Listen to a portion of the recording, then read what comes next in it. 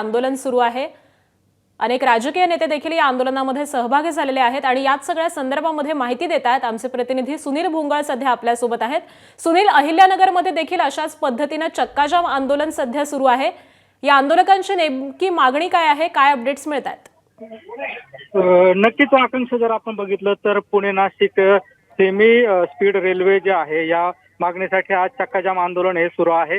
संगमनेर पासून जवळच असलेल्या हिवरगाव पावसा या रेल्वे टोल नाक्याच्या शेजारी जे आहे हे आंदोलन सुरू आहे आणि या आंदोलनाचं नेतृत्व खरं तर माजी मंत्री बाळासाहेब थोरात हे करत आहेत आणि या ठिकाणी मोठ्या संख्येनं आंदोलक जे आहे तर ते घोषणाबाजी करत जमा झालेले आहेत आणि नाशिक पुणे रेल्वे जी आहे तर ती संगमनेर मार्गेच झाली पाहिजे अशी ठाम भूमिका कुठेतरी आता या आंदोलकांकडून घेतली जाते आहे। सोबतच जी कमिटी नेमलेली आहे त्या कमिटीवरती आमचा कुठलाही विश्वास नाही अशी भूमिका देखील जी आहे बाळासाहेब थोरात यांनी व्यक्त केलेली आहे। नारायणगाव मधील GMRTचं जे कारण दिलेलं आहे ते देखील चुकीच्या पद्धतीचं असल्याचं बाळासाहेब थोरात यांनी म्हटलेलं आहे। कारण ज्या वेळेला हा रेल्वे मार्ग प्रस्तावित करण्यात आलेला होता त्यावेळेला देखील GMRT त्या ठिकाणी होतं, ही सरकारला कल्पना असताना देखील मग हा रेल्वे मार्ग त्या ठिकाणी का प्रस्तावित करण्यात आला असा देखील सवाल जो आहे बाळासाहेब थोरात यांनी उपस्थित केलेला आहे। आणि जोपर्यंत आमच्या मागणी मान्य होत नाही तोपर्यंत आमच्या आंदोलनाची भूमिका जी आहे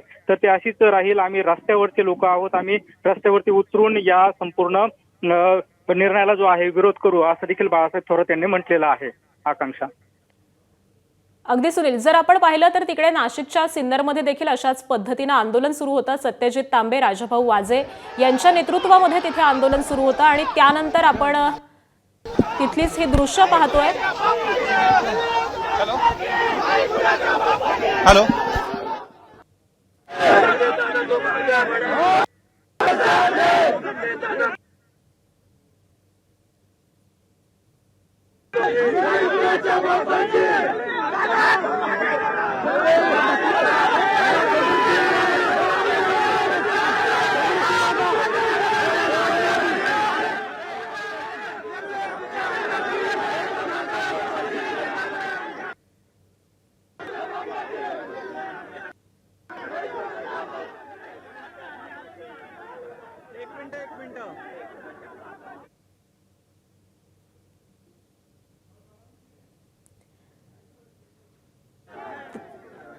तर Pune Nashik semi high speed railway मार्गासाठी हे आंदोलन सुरू आहे। नाशिकच्या सिन्नरमध्ये सध्या आंदोलन केलं जात आहे आणि याच ठिकाणावरून आमचे प्रतिनिधी शुभम बोडके सध्या आपल्या सोबत आहेत।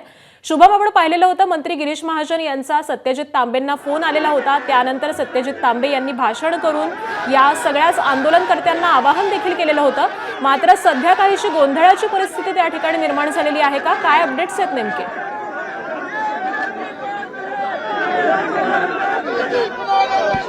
मार्ग आहे सरळ मार्गाने व्हावा, खरं तर या सगळ्या संदर्भामध्ये आज आंदोलन होत आहे आणि सत्यजित तांबे जे आहेत त्यांच्यासोबत सरकारतर्फे मंत्री गिरीश महाजन यांनी आत्ताच आंदोलनस्थळी तर चर्चा केलेली होती। त्यांना आश्वासन दिलेलं होतं, जी समिती खरं स्थापन झालेली आहे तिला 7 दिवसांची मुदत आहे आणि 7 दिवसांच्या मुदतीच्या वरती मुदतवाढ देणार नाही असं आश्वासन दिलेलं आहे।